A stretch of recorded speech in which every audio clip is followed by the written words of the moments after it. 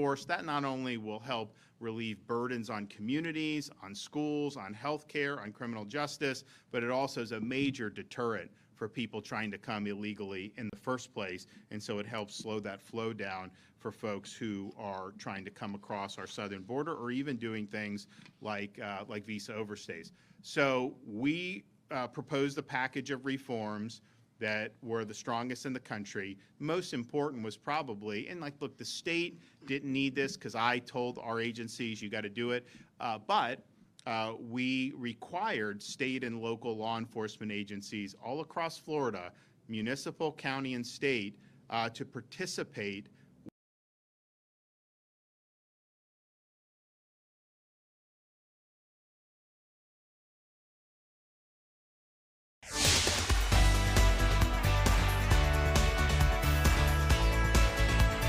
Florida Live starts now. Good afternoon to you and welcome into Florida Live. I'm Garrett Weimer and thanks for joining us on this Monday afternoon live on Fox Local, Fox13News.com, Fox35Orlando.com, and also on YouTube. We've got a lot going on around Florida on this Monday afternoon. We appreciate you joining us here today. I want to let you know a little bit about what we have coming up later in our show here. Coming up later, we're going to talk about the Orlando Valkyries winning the Pro Volleyball Federation Championship out in Vegas. Exciting times for them, making a statement out there and heading their way on their way back right now, I believe, to Orlando. So we'll talk about that in a little bit. Disney today releasing the details for the Mickey's Not So Scary Halloween Party. That's going to be going on later this fall, and I got a lot of new information about that. We'll talk with our theme park experts about that coming up in just a little bit. Orange County leaders on their way to Washington, D.C. today to push for federal funding over concerns about cuts to several programs that they say help a lot of people in our area. We're going to talk with an Orange County commissioner about that in just a few minutes. Also in our Tampa connection, we're learning more about a University of Miami athlete injured in a deadly crash in Largo. We'll have those details coming up in a little bit. But we begin this afternoon with the question of whether Florida could be heading for a state government shutdown. That question was asked of Governor Ron DeSantis this morning. He was in Tampa for a news conference to talk about immigration. The House is due back in session tomorrow in Tallahassee. They are scheduled to gavel in tomorrow afternoon, also scheduled to hold a property tax committee meeting. Meanwhile, the Senate is not back in session this week at all. They have nothing on the calendar for this week. The legislative session, supposed to last 60 days, already would have ended. They took last week completely off. It is now expected to go through at least June 6th. That's the current kind of determination here. But the House believes they may need to go to the end of June in order to be able to come to a budget agreement and pass a budget by the end of June. June 30th is the deadline for state leaders to pass that budget in time for the start of the new fiscal year. But as we reported on Friday, those budget negotiations really have kind of devolved and really gone back to the starting point over some, specifically the governor's threat to veto sales tax cuts and so over some other disagreements. We know the House and the Senate are about $4 billion apart when it comes to that top line number. So a lot that still has to be hashed out. I want to play for you the governor's answer today when he was pressed on whether the state could be headed toward a government shutdown or what he believes is going to happen when these negotiations resume. So our fiscal year starts July 1st. I can't imagine that it would come to that. I mean, what does that say? Again, we're not writing on a clean slate. Like, all you have to do is just copy and paste what's been done. Yeah, do a little flourishes on it, of course, but this is not like you're having to reinvent the wheel. This should not be very difficult to be able to do.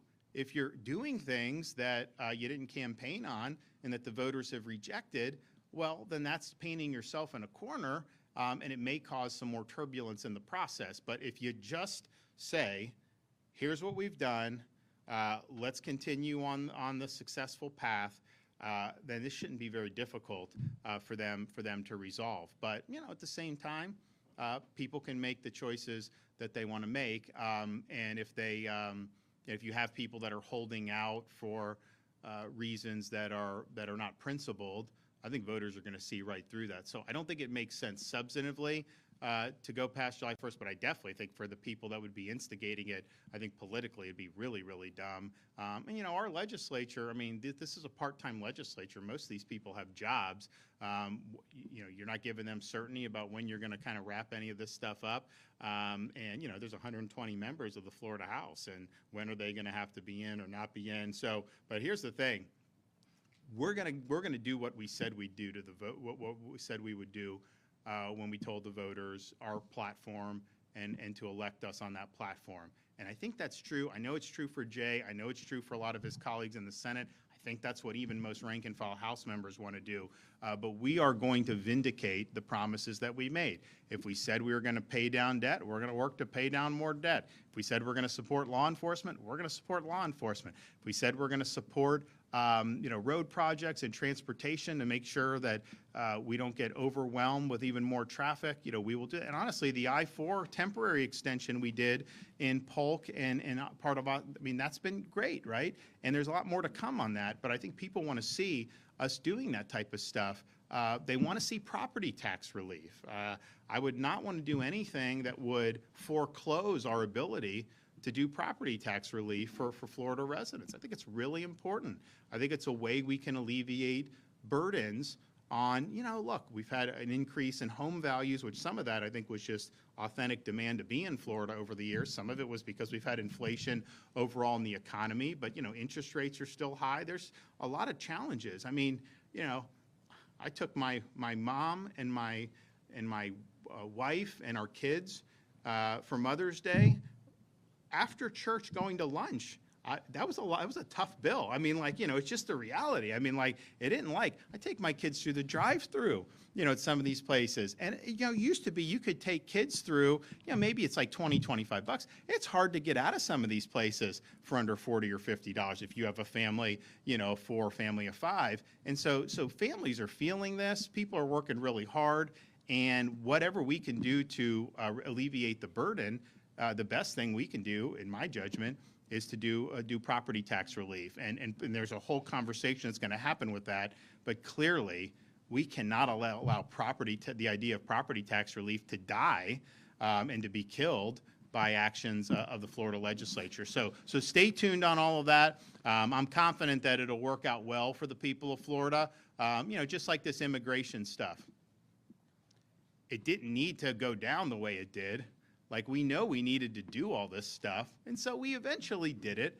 You know, it was a lot of gnashing of teeth, I think, for really no reason, but we landed where we needed to land and got the job done, and now we're leading the country. So I imagine that, you know, there may be, you know, a lot of somersaults along the way by some of these guys. There may be some gnashing of teeth for some people in the process, but I imagine we're going to land basically where we need to land as a state. And here's the thing, you know, if there was a big outcry from the state saying that, you know, you guys need to, you know, take a radically different direction in what you've been doing, then I think people would be interested in hearing that. But that's not the case. I mean, people like the fact, you know, that we are well run, well managed, and that we've been able to deliver on a lot of key things for the people. So, but these guys should get a raise.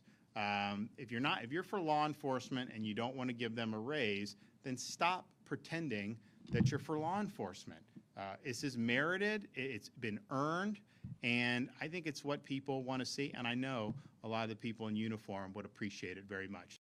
And so that was the governor earlier today in Tampa talking about the budget and some things that he wants to see continue to happen with that as the negotiations get back underway. So earlier I did mention that the House will be gaveling it back into session tomorrow. They are also scheduled on the topic of property taxes, as the governor was talking about. The House Select Committee on Property Taxes is also scheduled to meet tomorrow afternoon for its second meeting. We're going to take a break here on Florida Live, but we'll be right back after this.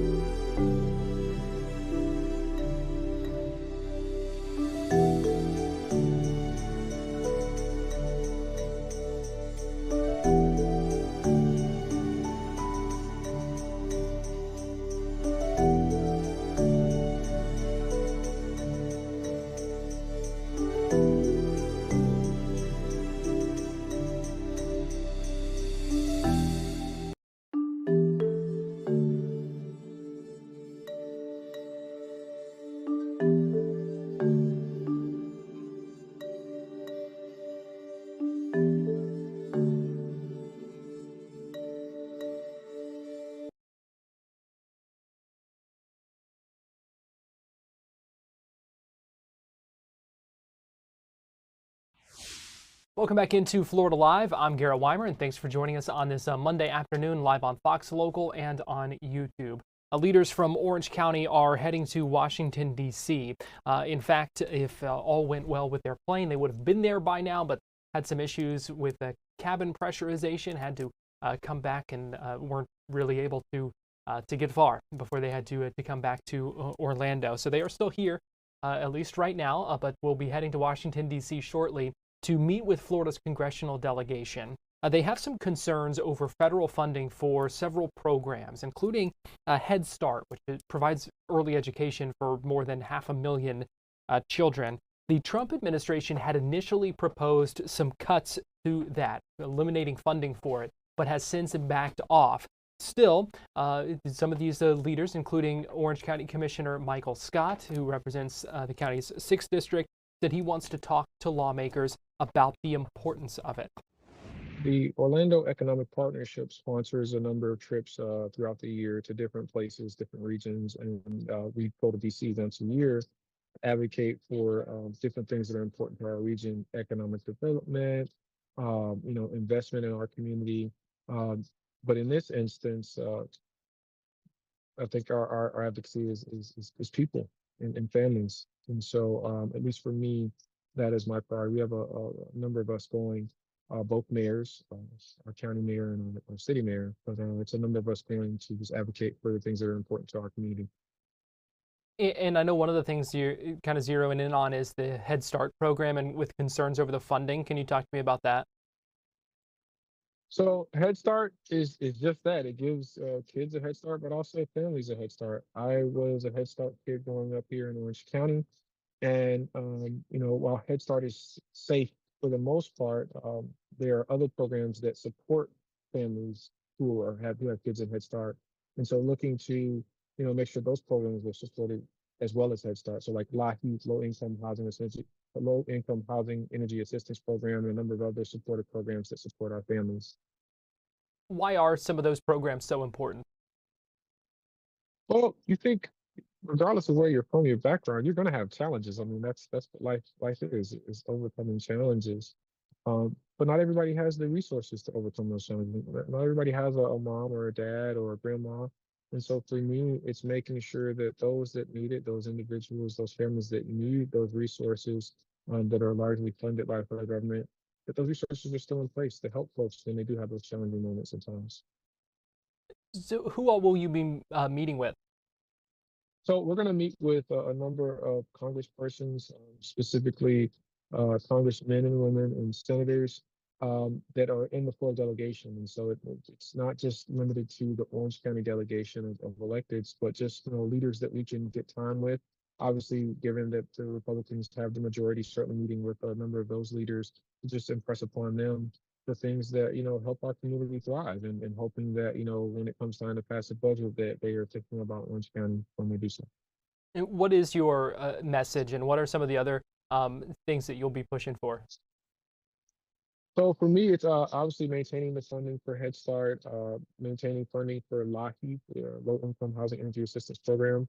Again, I said I was a Head Start kid, but I also was a father going through challenges, and I know I called LIHEAP, and they were able to help me years ago. And so when you see the headlines, they talk a lot about this budget, that budget, fraud, waste, and abuse.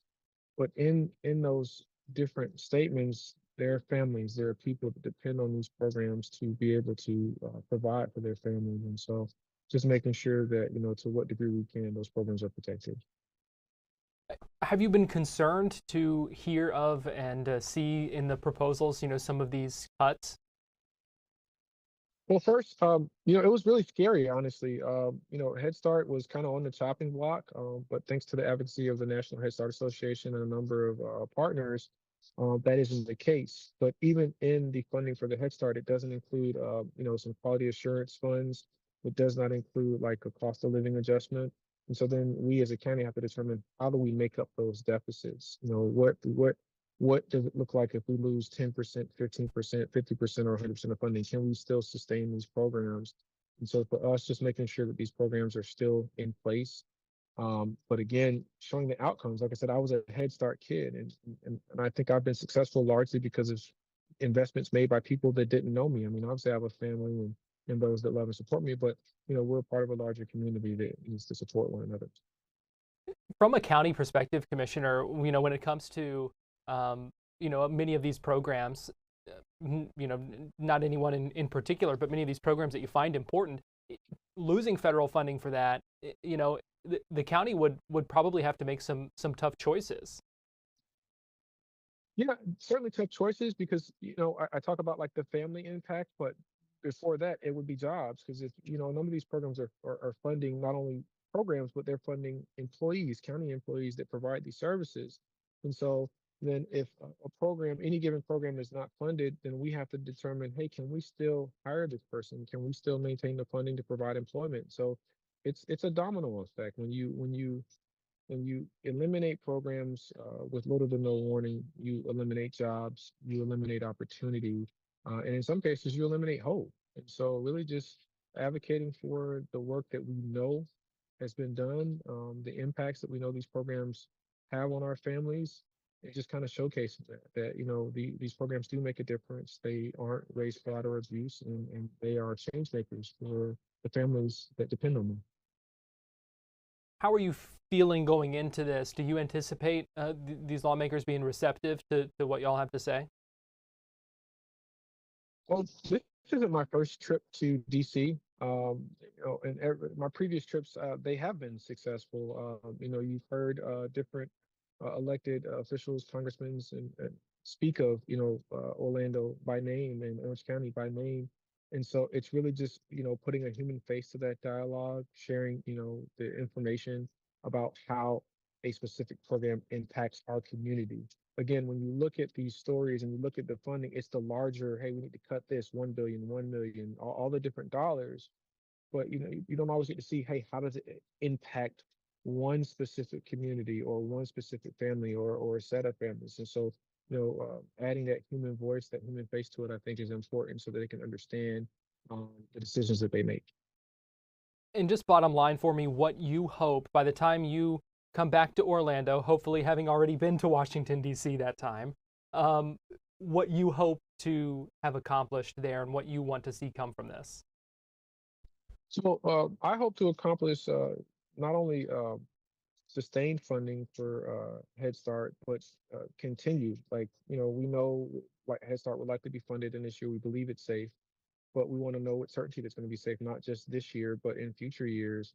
And so just making sure that they see the evidence, they see the data, they see the results that, hey, this is money and dollars well spent and well invested, but also here are the results of that. These young people that are able to go to school, able to go to college, these mothers and fathers are able to go to work and provide for their families because they have the resources in Head Start, they have the resources to support them when those challenges that life presents us come about. So for me, it's coming back with a win, coming back with some hope and some good news for the folks that depend on these dollars.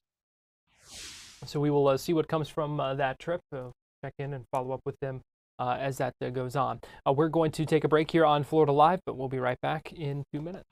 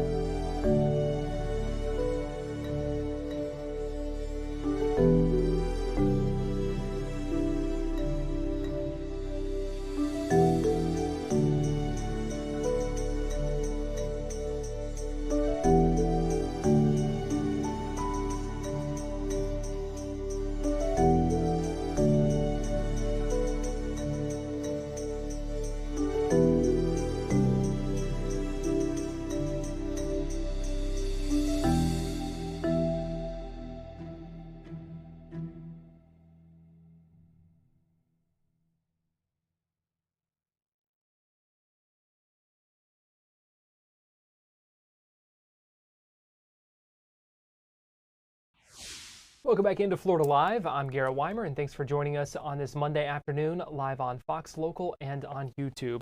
It is time now for our Tampa Connection, and for that we go to Fox 13 digital content producer Nancy Gay. Nancy, good afternoon. Good afternoon, Garrett. Today we're going to start in Largo, where we're awaiting a 4 o'clock press conference on a deadly car crash that killed 3 people, including 2 children, that also involved a University of Miami football player. Now, this crash happened around 1:45 in the afternoon on Saturday. Police say a Dodge Durango driven by University of Miami linebacker Adarius Hayes collided with a Kia Soul that was making a left turn.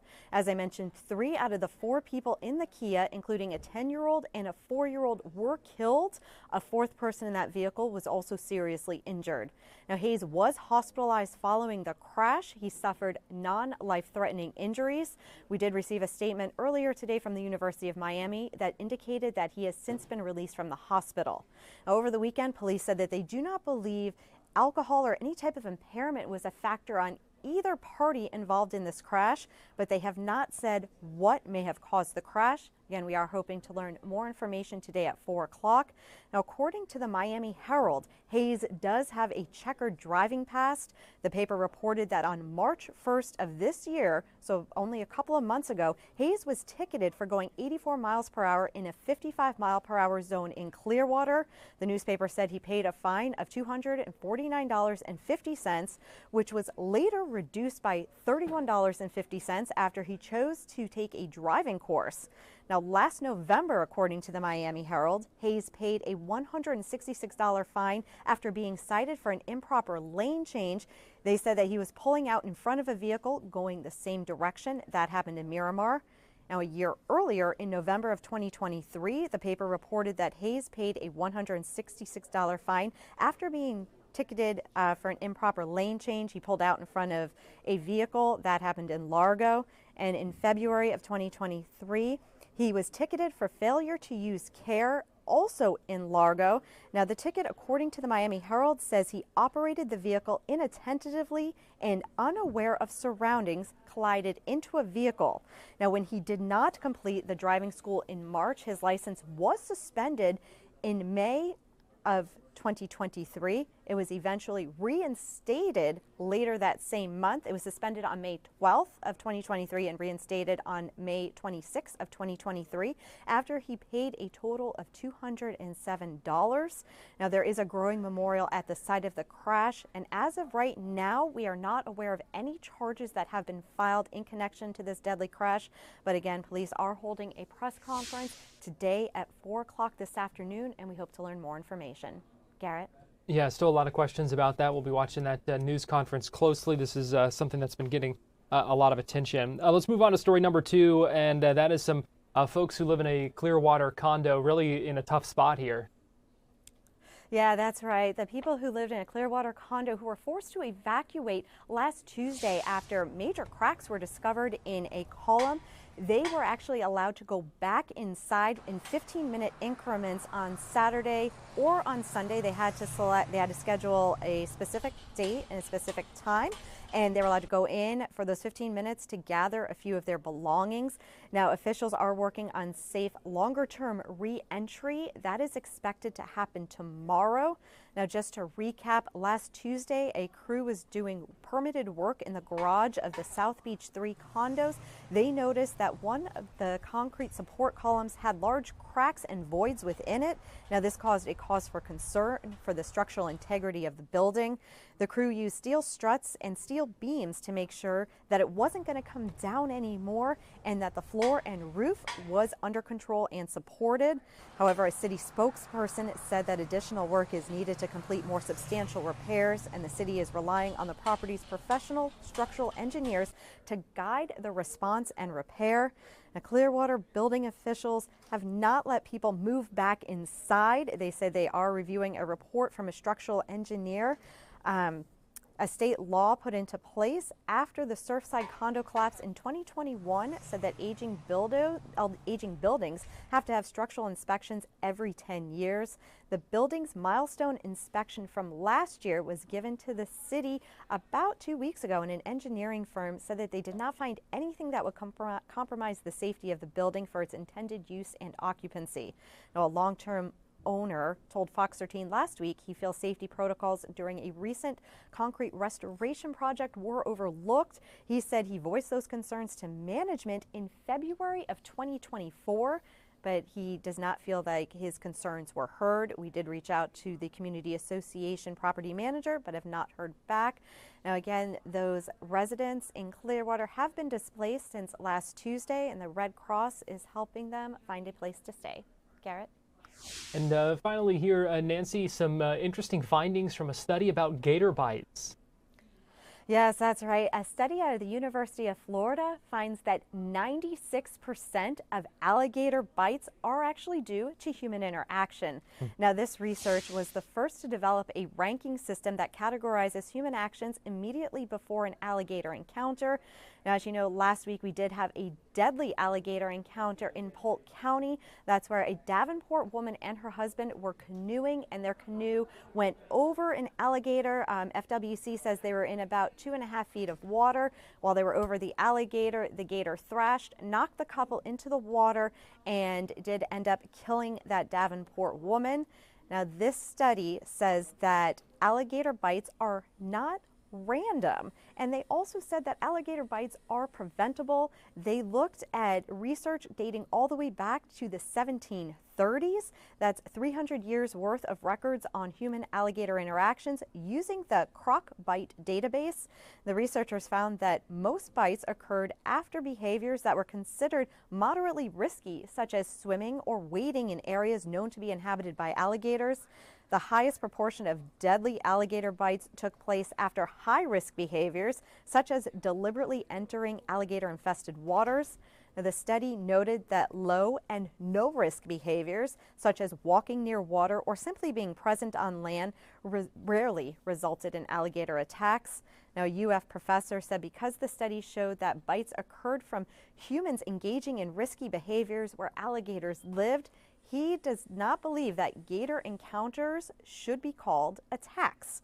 The researcher said that the takeaway from this study is that alligator bites can usually be avoided, and they also encourage the public to have situational awareness when they are around wildlife. Garrett? Wow, 96%. That's pretty substantial, especially when you're considering that this isn't a small sample size. They went back 300 years. That's kind of mind-blowing. Yes, it's definitely mind-blowing because that is almost all of alligator attacks could be prevented if it wasn't for these human interactions. Sometimes it's not intentional, as in the case last week in Polk County. That Davenport woman and her husband, they were simply canoeing, and because they were in shallow water, about 2.5 feet of water, most likely their canoe paddle hit the alligator. So it wasn't intentional, but again, that did lead to a deadly alligator encounter. All right, something to keep in mind. Fox 13 digital content producer Nancy Gay, we appreciate you joining us for our Tampa connection. Thank you. We're going to take a break and we'll be right back.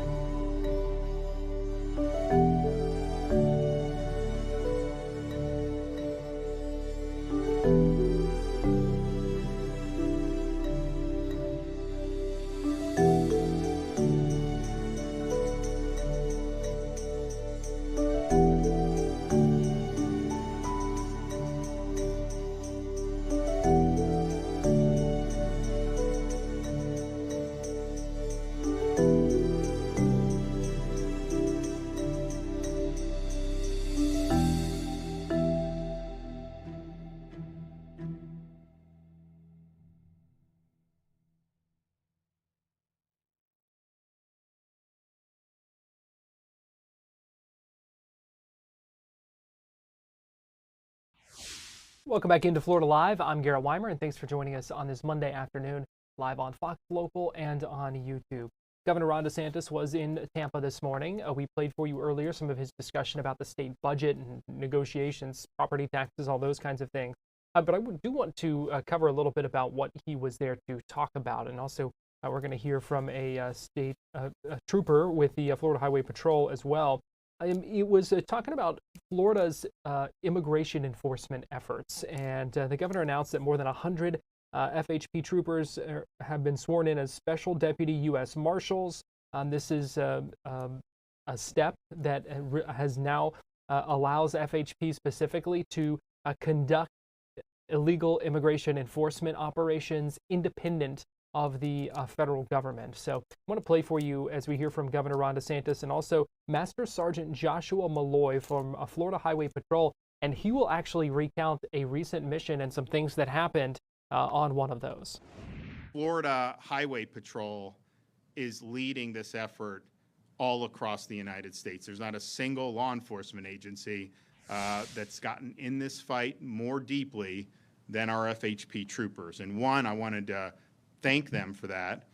Two, wanted to let folks know that this is really the model for what needs to be done all throughout the country. Now, when even before this legislation was passed, I had Dave Kerner negotiate the 287G agreement for FHP. We also had Florida Department of Law Enforcement and Florida Fish and Wildlife and our Florida State Guard that entered into similar agreements with the federal government. What this does, it's like you get law, what is 287G? Basically, it trains you in immigration, but then you have authority to act in the realm of immigration enforcement. When Biden was president, these guys pulled over an illegal driving drunk. They could call ICE, and ICE may want to come take them. How many times do you think ICE wanted to come when Biden was president? Not very often. So they could have done that, and now you probably get a better response, but that's not they don't have enough manpower.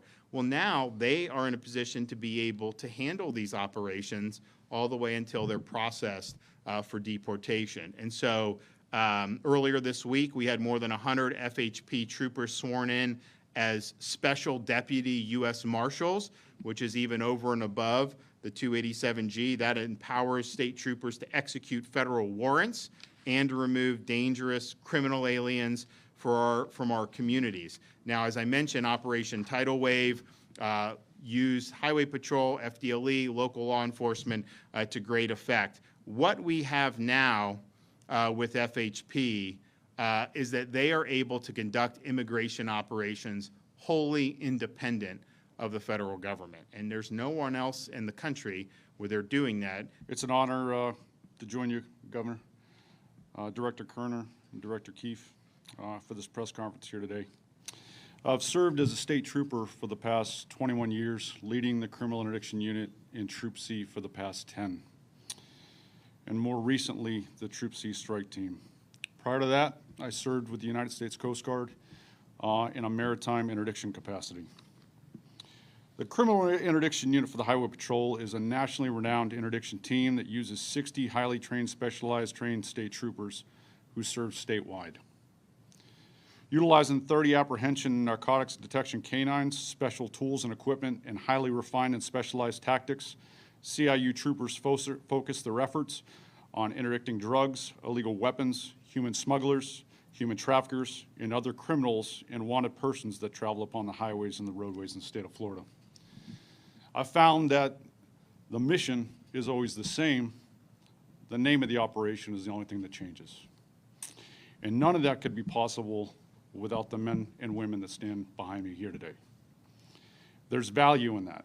And Governor, we see that you've placed a value on that you've entrusted us with this mission, and that you value what we bring to the table, sir.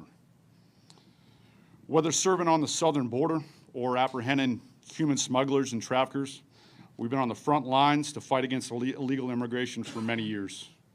Most recently, Governor DeSantis has directed the Florida Highway Patrol to participate in the 287G program with the Department of Homeland Security. This simply allows us to be cross-sworn with federal immigration enforcement powers. The Florida Highway Patrol is the first and only agency in the nation to be delegated these powers, although hundreds of agencies will soon follow, and be delegated these important authorities. Director Kerner, you've been relentless in making sure Florida Highway Patrol is the tip of the spear in criminal interdiction and immigration enforcement, and the criminal interdiction unit be the leading force within the patrol. As much of the nation saw last week, Troop CCIU, along with Director Kerner, executed an enforcement operation in Tampa, resulting in the apprehension of 30 undocumented aliens in just over an hour's time. While this was the first operation to be featured on national news, it was part of a much larger effort where state troopers work either independently or directly with the federal government to enforce federal and state laws. Our port partnership with local Tampa U.S. Border Patrol assets have been an effective teaming in this mission. During this operation, 3 undocumented aliens fled from one of our traffic stops and ran across several lanes of I-4. Myself, Trooper Kelly, and Trooper McKinstry gave chase, climbing a concrete wall, several barbed wire fences along the way, which resulting in me injuring my ACL. I forgot my age.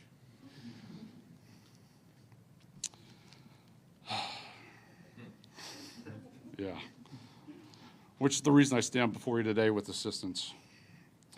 Myself and Trooper Kelly was also injured as a result of the jump from the wall, continued to pursue the subject on foot, locating him a short time later with our air asset, hiding in a shed of a local residence. The criminal interdiction unit, in conjunction with my strike team, took the subject into custody, transported him to the county jail where he was charged with felony burglary, amongst other charges. As a veteran law enforcement officer and the leader of the Troop C criminal interdiction unit, we have seen firsthand negative effects of illegal immigration on the state of Florida and our communities. We have witnessed the massive amount of drugs and contraband being moved by cartels. We have recovered countless victims of human trafficking and human smuggling, and we have witnessed the sheer number of illegal aliens that have made their way to Florida in the previous 4 years. Governor DeSantis, we are honored to be the tip of the spear in this fight against illegal immigration. We remain committed to using our authority and skill sets in support of this mission. We know that you've entrusted and directed the Florida Highway Patrol to help build the model of state-led enforcement of immigration that can be exported to each and every state within the United States. We are thankful for your leadership and partnership that we have established with the United States Border Patrol and the Immigration and Customs Enforcement. We'll be right back with more Florida Live after this.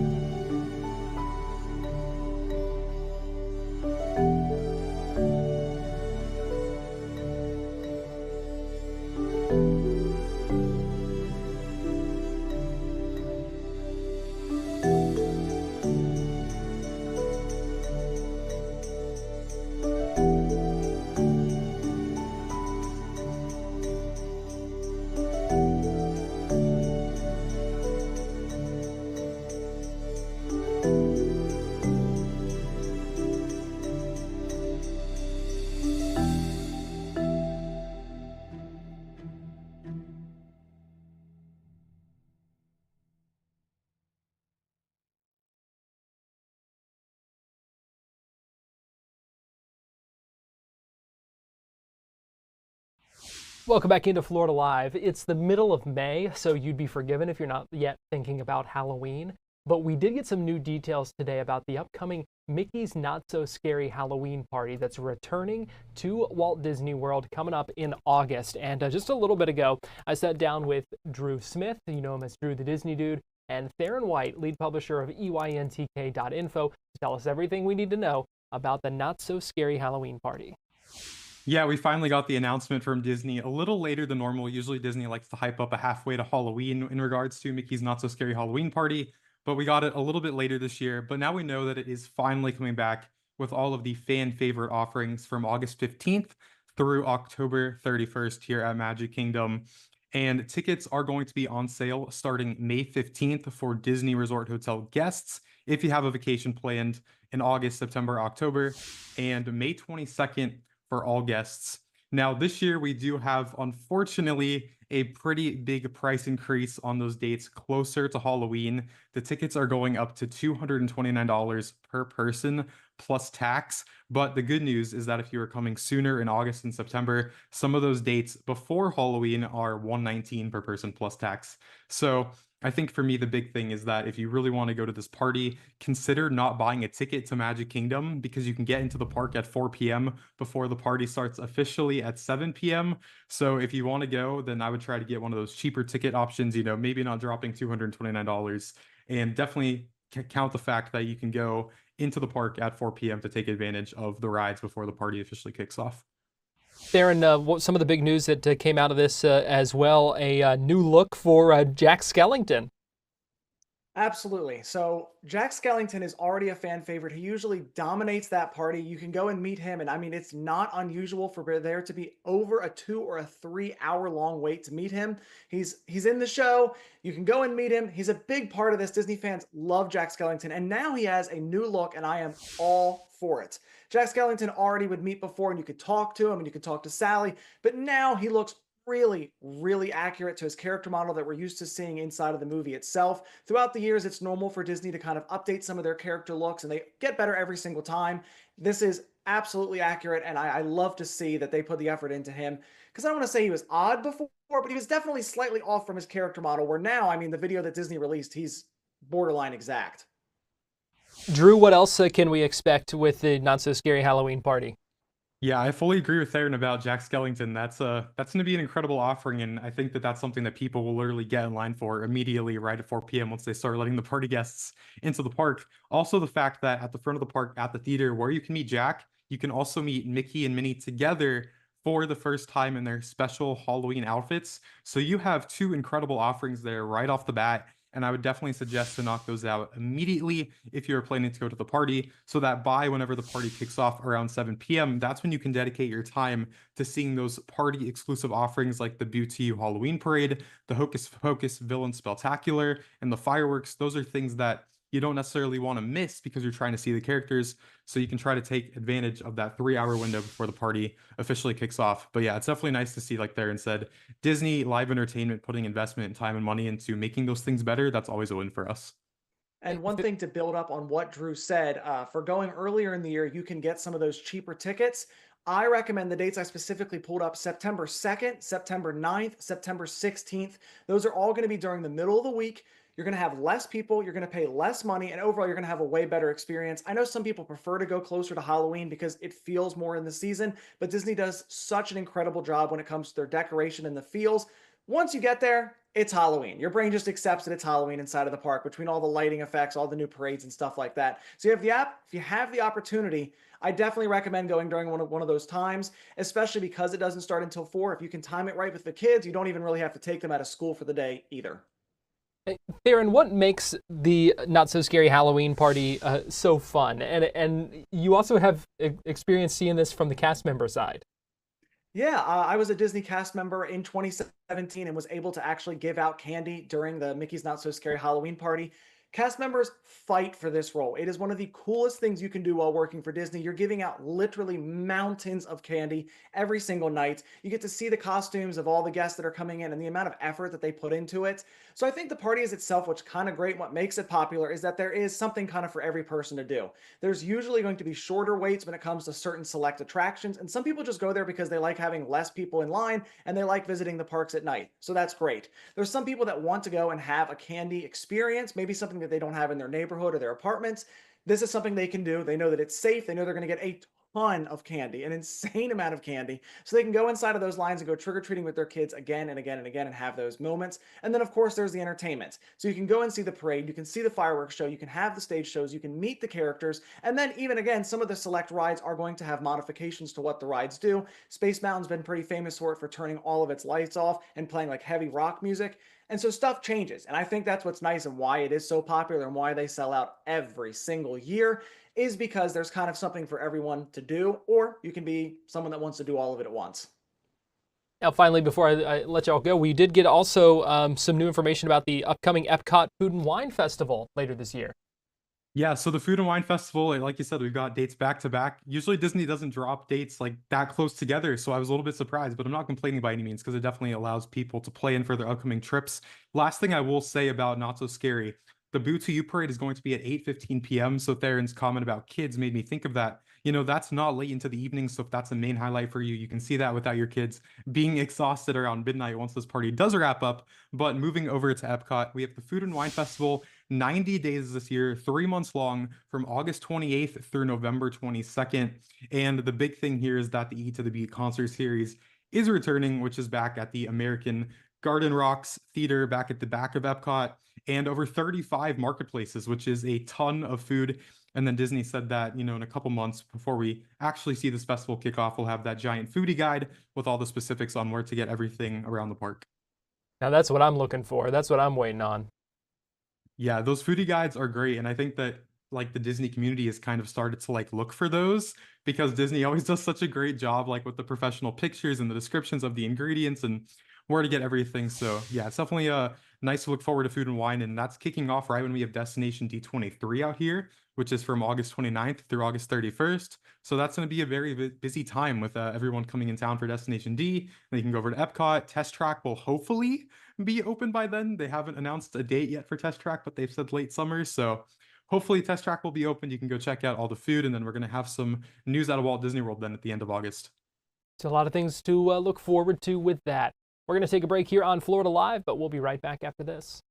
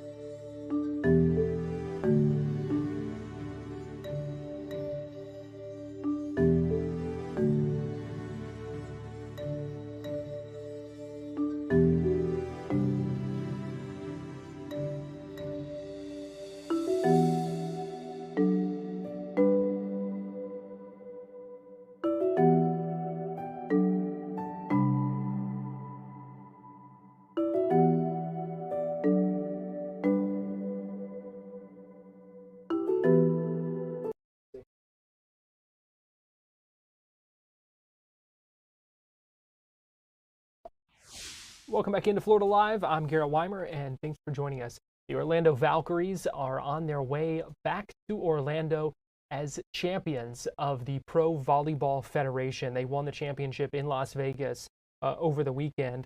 And this is a big improvement over last year because the season before they tied for last place in the league. We talked with Ryan Lynch, who's a staff writer at the Orlando Business Journal, about the Valkyrie and Pride championships and how they highlight the growth and the economic impact of women's sports here in the greater Orlando area. Yeah, and I think looking at the amount of success that women's sports has had in the past 12 months, you had the Pride win both a regular season and a postseason championship, and now the Valkyries doing that. I think That's a testament to obviously both teams being able to build up to that point. The Pride kind of more dominantly with their regular season record of undefeated games, and the Valkyries kind of running through and really building up to the championship. It's a testament to the assembly there and kind of what's happening for women's sports in Orlando. We saw with at least the Pro Volleyball Federation, 2025 added a team, added essentially a third of the schedule on 116 total matches, 45 of them broadcast on national networks. I mean, media rights deals with Roku, Fox Sports, CBS Sports, and all the corporate partnerships. What's next? What could we see? What does it say about women's sports that all of these companies, all of these big brands are really putting money into this and investing into women's sports? Definitely, and I think one executive that I spoke with put it to me the best, that this is not a moment, this is a movement, and you're seeing a lot of those media companies really. The NWSL just announced a large media rights deal that kind of expanded the tent and brought in both some of its legacy partners as well as newer folks, and I think we'll continue to see that grow in terms of having more of these games on networks like ESPN or even ABC or CBS when it comes to a national audience being able to see this. I know with the volleyball as well, they've had a lot more nationally televised games, whether that's on cable or some of the other options. And I think we're starting to really see that. Sponsorship dollars is another thing when you think of corporations wanting to associate with them, whether that's some of the local brands that you might know and love, or even some national brands, whether that's like a beer brand or somebody selling rent-a-cars or anything like that. I think when teams are winning, that really builds the opportunity for them to build up that type of sponsor revenue, because there are more eyes watching. There's more people around. You could go, oh, hey, could be a really good partnership for us, not just to attach ourselves to a brand that's really succeeding right now, like a soccer team or a volleyball team, but it grows the audience. It allows you to reach more people. I think a lot of it, like if you point to the Pride, who obviously share their venue with Orlando City SC, they've really seen that growth, especially on the group sales side, when you have a church group or a business group buying tickets for their employees or members to go out. The Pride, them being have seen a growth in those season ticket sales. I mean, I think I've seen a ton of those 10th anniversary jerseys going around that they gave out to all the season ticket holders. But to look at the Valkyries, I think there has been a lot of linear growth. Chatting with team executives earlier this year, there was a lot of talk about more people seeing them online. They stream matches on YouTube as well as their broadcast channels and having those grow, but also the number of fans going out. I know in the past they mentioned having some of those preferable dates on the weekends or weeknights towards the end of the week, where you can get more fans out versus like a Monday or a Tuesday where it might be harder, to juggle the kids and have to go to a game after that. So I think the year two was really building on that initial foundation they set, where they're able to go, okay, I can, draw more fans out here. We have more opportunities to have theme nights or build upon. They draw a lot of the volleyball clubs that are in town to bring some of the youth players out. So I think they're really trying to build upon what they did in the first season, and I think they succeeded in a lot of ways. And what does it mean for Orlando in general to just, as simple as seeing more Orlando Pride and Orlando Valkyrie jerseys out when you're just in downtown? Sure. I think that's an awareness thing for sports fans. I think you think a lot about a lot of the sports in this market. You have the Orlando Magic, or obviously the legacy brand when it comes to that. You have a lot of Orlando City jerseys, a lot of UCF stuff, especially with football and basketball. But it really brings awareness to people to go, hey, if you didn't go to a game before, these are things that exist in our market. They're right at home versus other places that might not have them. And I think it also grows the opportunity for some of these neutral site events when it comes to whether that's trying to draw things like the Women's World Cup and host games there, or even on the youth side, a lot of people don't know we have one of the largest youth volleyball tournaments that runs out of the convention center every year with the AAU Junior Nationals. So I think that continues to grow those sort of opportunities where we can go, hey, we've had success on the club side. Why not bring in some of these events that draw tourists, that draw fans from across the world, and really bring them in. So that it's kind of a dual benefit on that end. So. And then what are the kind of some of the biggest challenges in terms of getting to that point? Like, what are the biggest hurdles that these teams in Orlando and Orange County are going to have to jump in order to get Women's World Cup games here?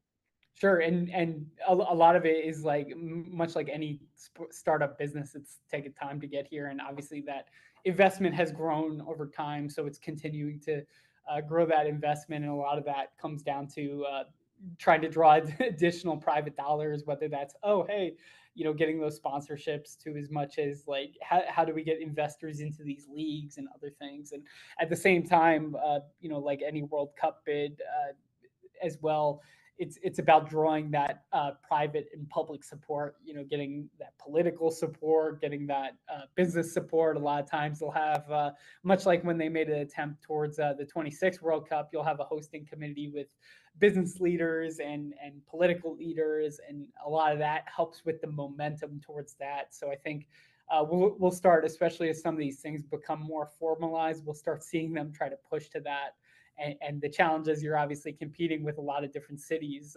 There's a lot of cities across the U.S. that are seeing a lot of this growth in women's sports as well. I mean, you think of the West Coast, a lot of the teams have had success there, and they have a legacy audience where they've already been successful at getting some of those 15, 20,000 seat crowds. So you're competing with a lot of that when it comes to, am I the odd team out when it comes to the final selection or what? Well, certainly they are making their mark here, both of those teams, the Pride and the Orlando Valkyries, and that was associate producer Johnny Jackson doing that interview with Ryan earlier this afternoon. We do expect the Valkyries to return to Orlando this afternoon. Hope to have more on that coming up later in our 4 o'clock show, Fox 35 News Plus. That's going to do it for us here on Florida Live. We are out of time today. We appreciate you joining us, and we hope you join us again tomorrow at 2 for another live hour of Florida Live. Have a great afternoon, and we'll see you soon.